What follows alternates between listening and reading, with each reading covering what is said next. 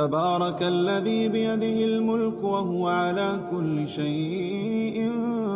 قدير، الذي خلق الموت والحياة ليبلوكم أيكم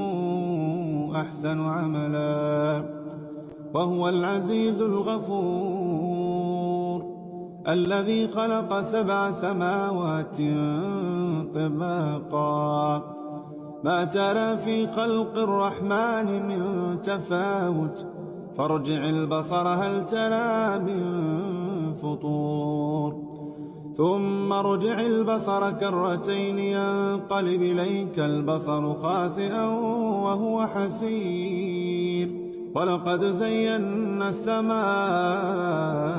الدنيا بمصابيح وجعلناها رجوما للشياطين وأعتدنا لهم عذاب السعير.